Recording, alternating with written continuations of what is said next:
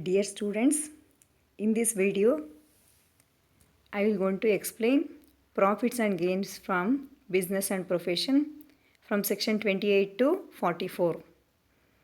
Myself, Kusuma Mangala DV, Associate Professor, Department of Commerce and Management from Government First Aid College, Yelahanka. In this head, income from business and profession, we will going to calculate the profits and gains from the business or the profession carried on by the assessee during the period, that is previous year 2018-19. Whatever the income earned during the year previous year 2018-19 by carrying on business and profession is assessed to tax under this head. So first we should understand what is the meaning of business and what is the meaning of profession. Business under section 2 subsection 13 is nothing but carrying on any type of trading activity, that is buying and selling, commercial activities such as banking, insurance, transportation, communication, etc. Manufacturing activity, which is nothing but conversion of raw material into finished goods, or anything in the nature of trade, commerce or manufacture. So assessee can carry on any type of the business. The income will become taxable under this head. Again, profession under section 2 subsection 36 refers to occupation. Without having any university degree or certificate, business can be carried out. But to carry on the profession, certificate is required. University certificate is required. For example, lawyers, doctors, chartered accountants, etc. If they have to carry out their profession, they have to complete their course and get the certificate from the university. Only then they are called as professionals. In this chapter, for the business there is separate format and for the profession also there is a separate format. Again, in profession, for the lawyers, doctors, chartered accountants, there are different formats. Profession also includes vocation. So vocation is nothing but because with having any skills like music, dance, writing skills, a person or an assessee can carry out any courses, such as music course, dance, writing books, etc. and earn money. So that is also taxable under this head only. Now, this is the profit and loss account. Normally, businessman will going to prepare the P&L account. In the debit side, he will going to show the expenditures, and in the credit side, he will going to show the incomes. Some of the expenditures in the debit side I have taken: purchases, salaries, office or general expenses, bad debts, depreciation, etc. In the same way, in the credit side also I have taken some incomes: commission received, sundry receipts, discount received, etc. Some of the incomes and the expenditures which the assessee will going to take it in the P&L account may not be relating to the business. Whatever expenditure and the income I have shown in this slide, they are all actually relating to the business only. So if the expenditures or the incomes are related to the business, we call it as admissible expenses and admissible incomes. Sometimes he will show some of the expenditures which are not relating to the business, which are called as inadmissible expenses. In the same way, he will show some of the inadmissible incomes. he will show the inadmissible expenses, because if the expenses are more, the net profit will be less. He can show the less net profit to the government, and he can earn less profit, less tax he can pay to the government. So the IT department will going to verify his P&L account, and whichever is admissible expenditures and the incomes, only that will be taken into consideration. So first we have to understand which are the admissible expenses and which are the inadmissible expenses.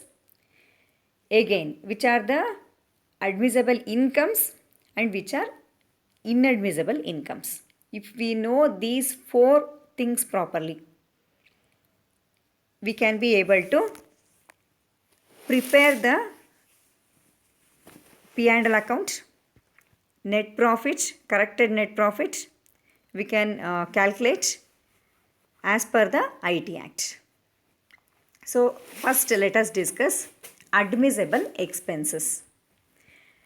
In the P&L account, in the debit side, the businessman will going to show the expenditures. Admissible expenses are those expenses which are allowed as per the IT Act. They are allowed as per the IT Act because they are related to the business. They are also called as business expenses. Okay. It can be debited to the P&L account. If they are appearing in the P&L account, there is no need for you to make any changes. Okay. Don't change the admissible expenses. But if there are any inadmissible expenses, you have to remove. That we will discuss later. See, if these admissible expenses are appearing in the P&L account, we have to,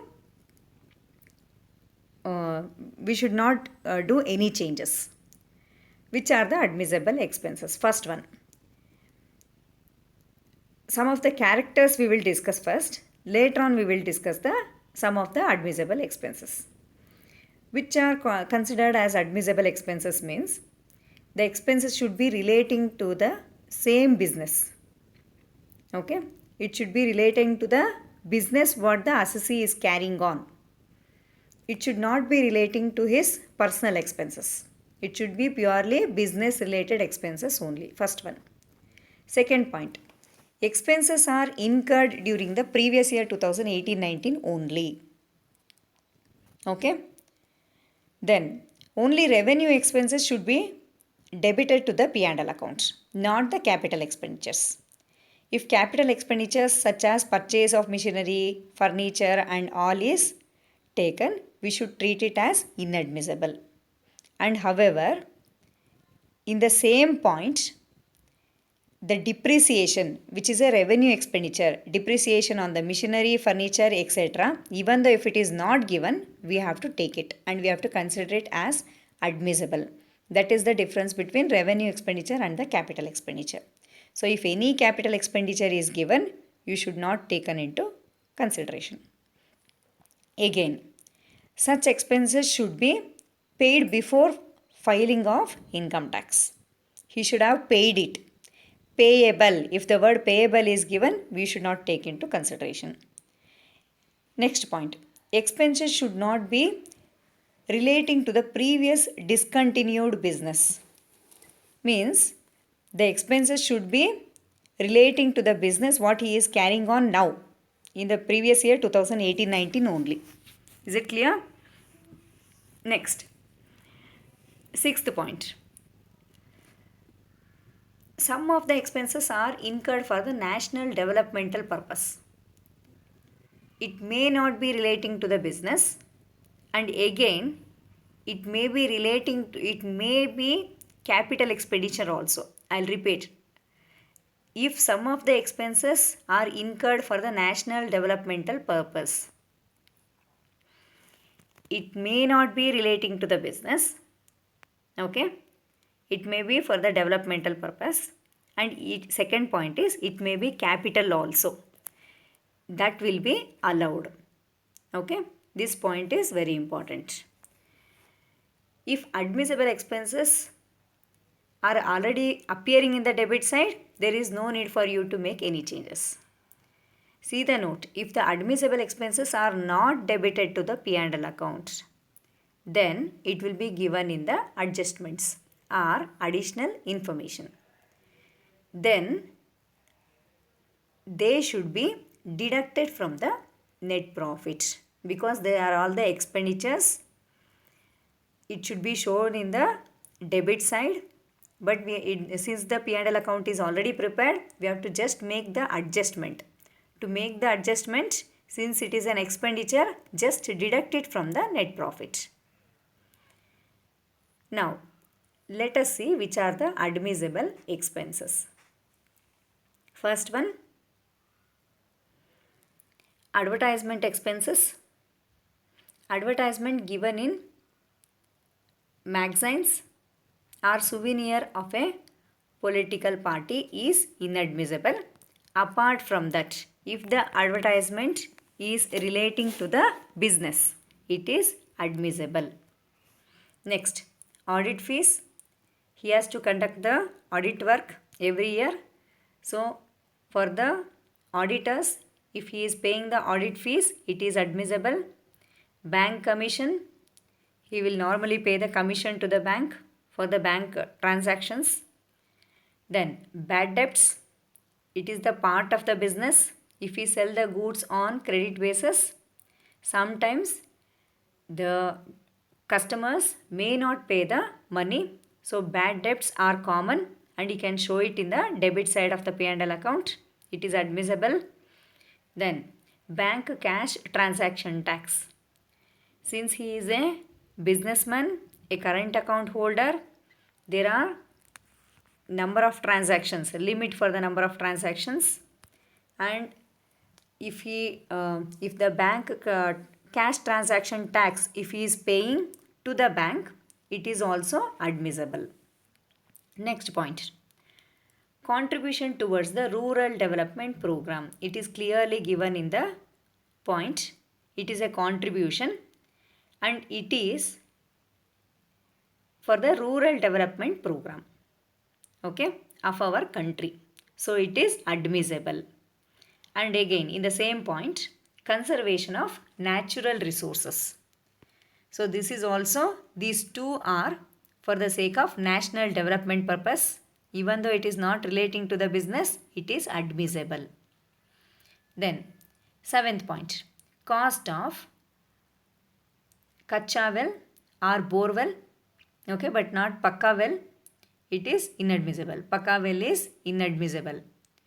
Cost of kacha well and bore well are admissible because they are also for the national developmental purpose.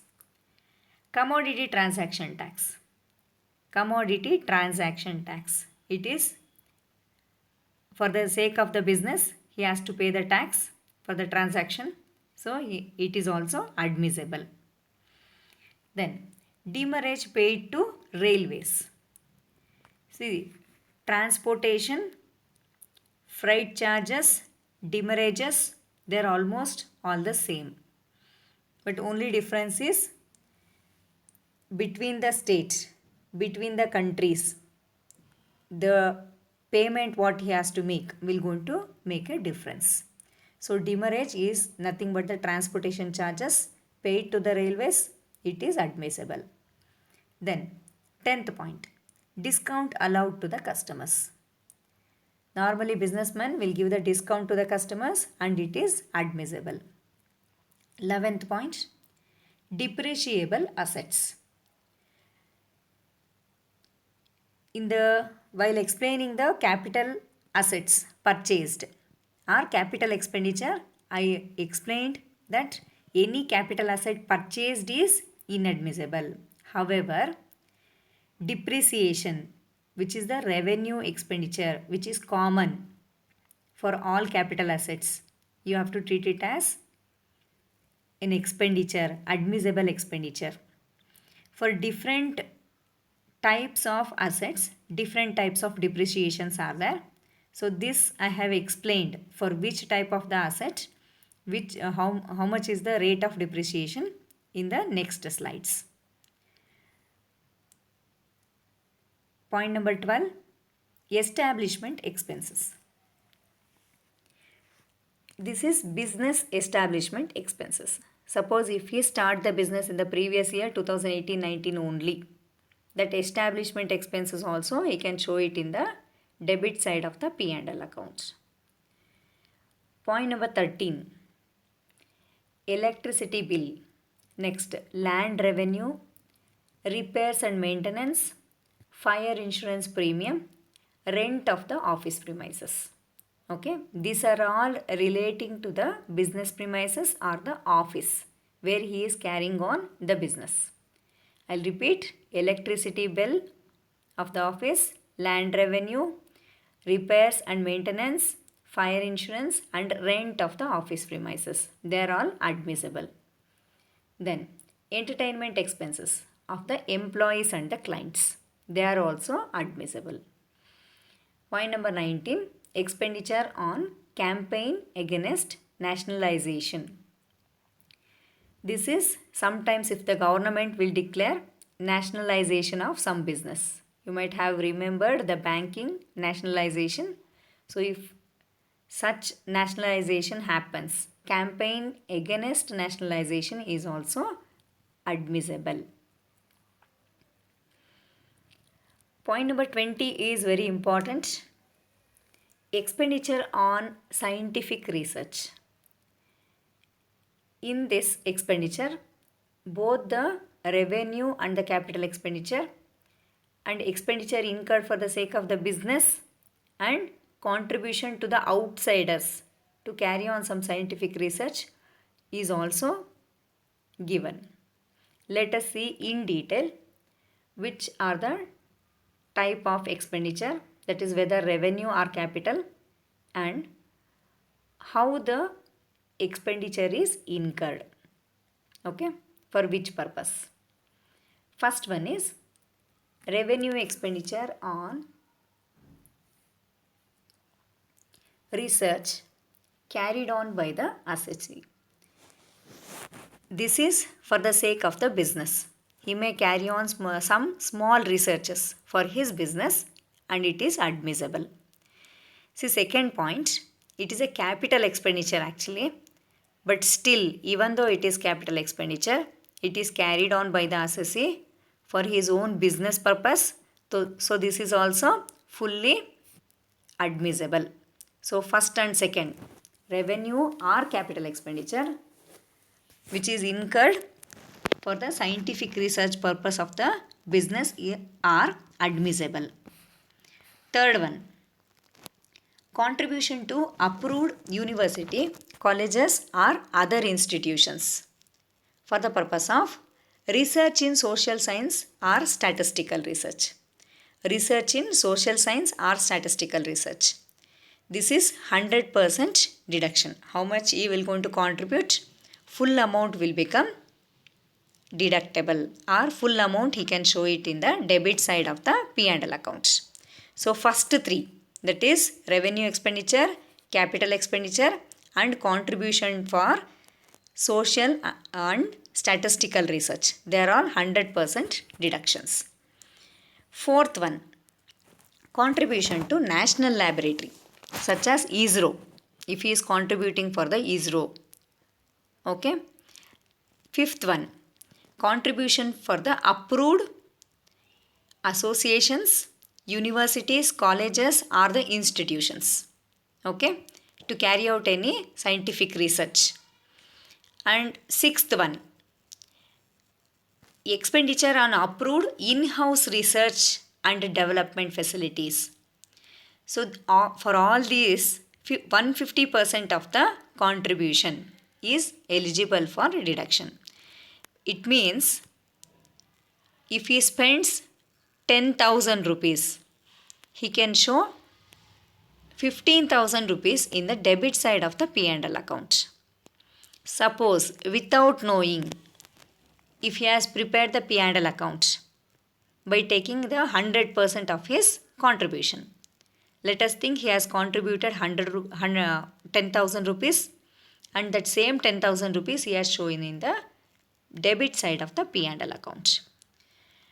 When we are doing the adjustment, when we are correcting from the point of view of IT, income tax, the 10,000 rupees we have to treat it as inadmissible, and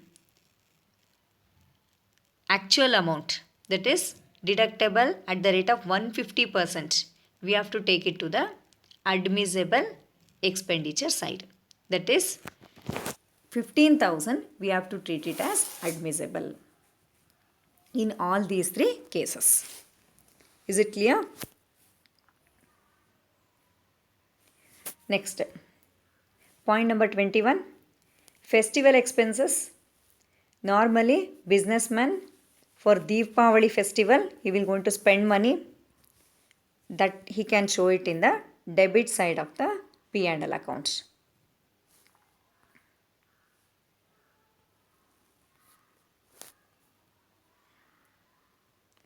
Then general expenses. General expenses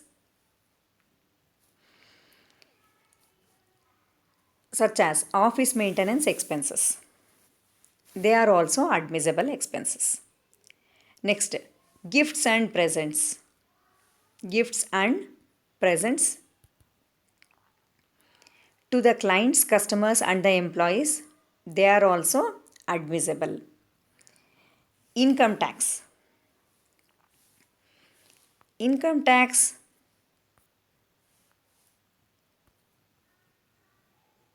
expenses.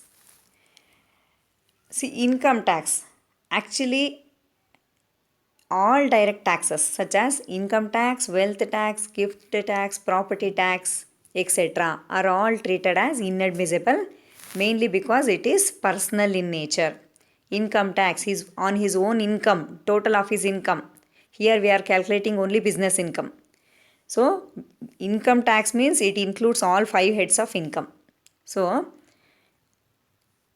it is a direct tax and it is personal. Then wealth tax also, property tax also, same. On his property he has to pay the tax, so it is personal. However, so income tax, wealth tax, property tax, gift tax, they are all inadmissible in nature. Even though they are inadmissible in nature, income tax expenses such as IT proceedings expenses, expenses on filing returns, they are all admissible.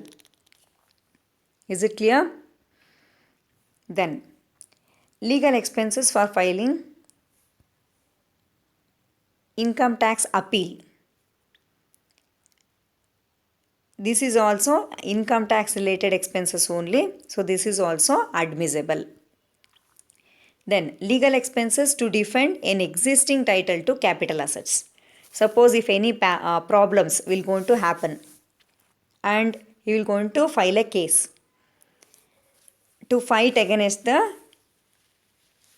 legal title for his asset, that is admissible. Then postages and telegrams, they are also admissible. Postages and telegrams, for the sake of the business he is using, it is admissible. Printing and stationery expenses, it is also common in the business, so this is also admissible. Professional tax, this professional tax will normally come for the doctors, lawyers and engineers problem, so they are also admissible. Next,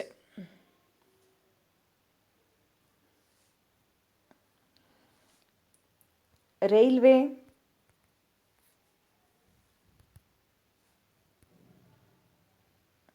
freight and octroi expenses. I told you transportation, freight and octroi expenses, they are all different types of transportation expenses paid to the railway department, so it is admissible. For the transportation of the goods, they are paid, so it is admissible. Point number 31, indirect taxes such as sales tax. Now sales tax is not there, GST is there. So GST, customs duty, excise duty, These are all the different taxes which are relating to the assessee's business only. So they are all admissible provided they are paid before the due date. If they are not paid before the due date, it will also treated as inadmissible expenses. Service charges. The businessman will going to do some services after the delivery of the products.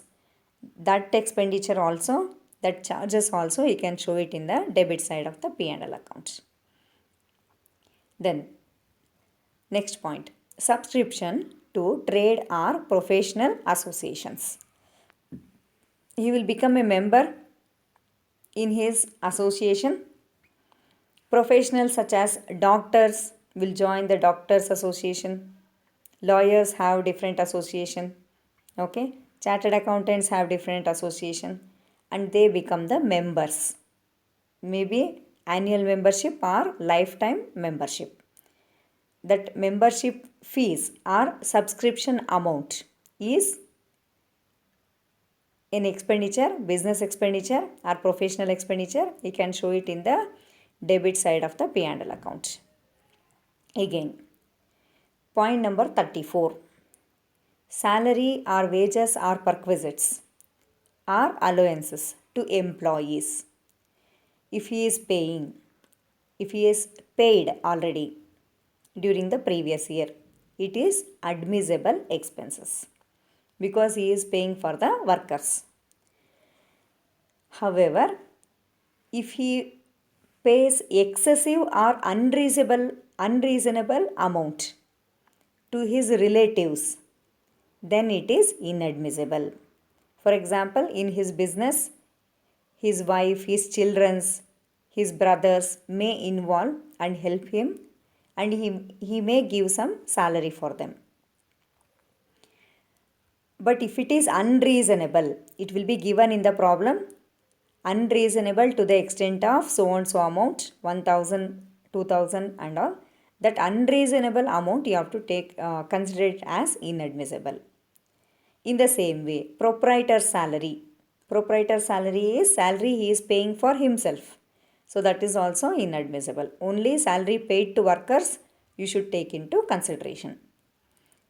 Then staff welfare expenses. Staff welfare expenses, it is for the welfare of the employees. So it is admissible. However, if staff welfare fund is given, fund is different from expenses. That fund he cannot show it in the debit side of the P&L account. Okay. So staff welfare expenses are admissible. Staff welfare fund is inadmissible. Security transaction tax. For buying and selling of the securities of his business, if he is paying the tax, it is also admissible. Next, tournament expenses. For the sake of the business, he is going from one place to another place, maybe within India, or he may be visiting other countries also for the sake of his business. So, that tournament expenses and point number 39, traveling expenses, both are admissible. Next, 38. Telephone installation charges under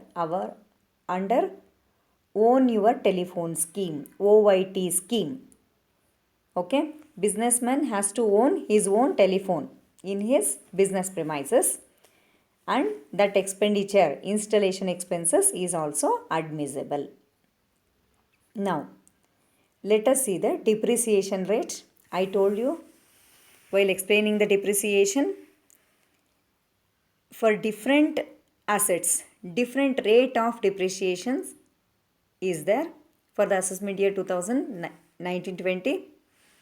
That is for the previous year 2018-19. Let us discuss the rate of depreciation. First one, building like office, factory or godown. 10% is the rate of depreciation.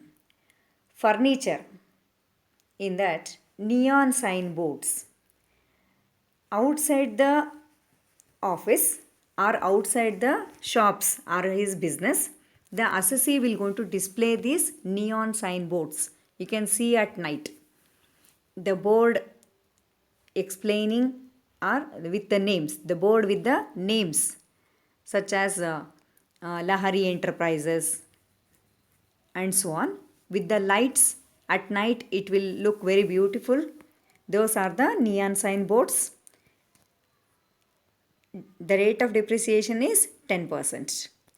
Office furniture and fittings, okay, including the electric installations, 10% depreciation. Third one, plant and machinery. For general plant and machinery, 15% depreciation. If the motor car is used in the business, it is also 15% depreciation. Computers. On computers, including the software, 40% depreciation. For books, all type of books, whether it is annual publication or other publications, 40% depreciation.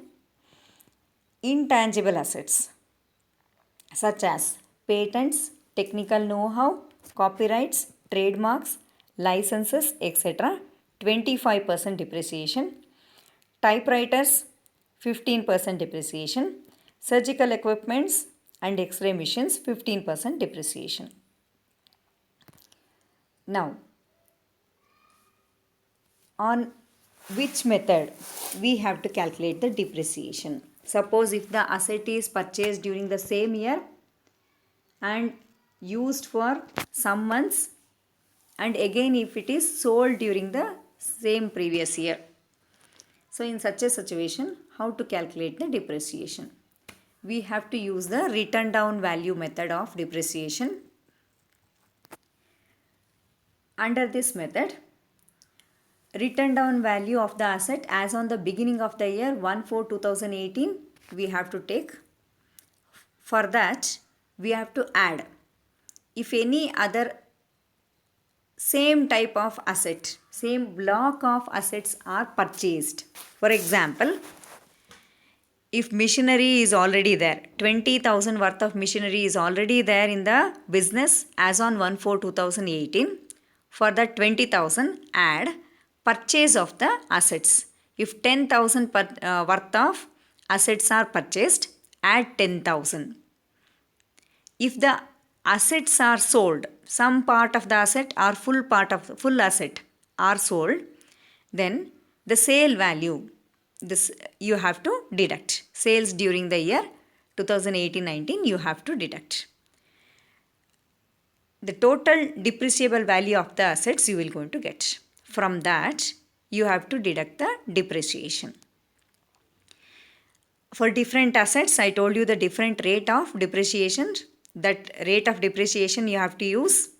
And if you deduct the depreciation, you will get the written down value of the asset as on 31st March 2019.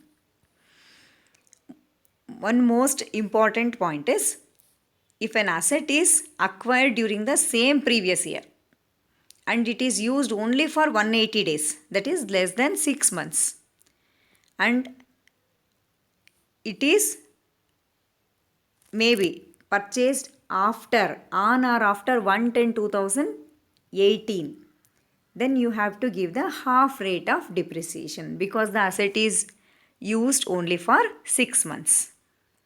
So these are the admissible expenses or business expenses. Now let us discuss the business incomes. Incomes earned by the assessee by carrying on the business. These are the incomes which are actually given in the credit side of the P&L account. If it is not taken in the credit side of the P&L account, you have to make the adjustment. How you will make the adjustment? You have to add the admissible incomes to the net profit to arrive at the adjusted net profit. If it is not added, if it is not shown in the credit side of the P&L account, only then when we are doing the adjustment, we have to add it to the net profit. Now, let us see which are the admissible incomes or business incomes. In the credit side, we will take the sales, by commission, by sundry receipts, by discount received. These are all the business incomes. Rent received from employees are the clients. Rent received from the employees. If the quarters is given, rent received from the employees. Clients also. In case of the doctor's problem, if the doctors will give the operation theater for the rent to some other doctors, that rent collected also we can take it. It is also admissible. Interest from debtors for delayed payments. So interest collected from the debtors is admissible because it is a part of the business. When he sells the goods on credit basis, he can collect the interest, so it is admissible. Then fourth point, profit from sale of import license. If he earns the profit from the sale of import license, so import license is a part of the business, so it is admissible. Then customs or excise duties recovered, but earlier it should be allowed for deduction. Customs duty or excise duty in the previous years he should have paid, and he has shown it in the debit side, of the P&L account. If he has already shown in the debit side of the P&L account in the previous years, if it is recovered, if he has paid excess, and if he has recovered the excess what he has paid from the department, then excise department or customs department, if he is recovering again, it is an income. He can show it. Then last one, bad debts recovered. See this one also. If the bad debts are earlier allowed as deduction, that is earlier in previous years, if it is shown as expenditure in the debit side of the P&L account, only then in this year, that is in the year 2018-19, if it is recovered, then it can be shown in the credit side of the P&L account, but because it is recovered now. Is it clear? If the admissible incomes are not credited to the P&L account, it will be given in the adjustment. Such incomes should be added to the net profit when we are doing the adjustment. These are the admissible expenses and the admissible incomes which I have explained in this video. Watch the next video for the inadmissible expenses and the inadmissible incomes.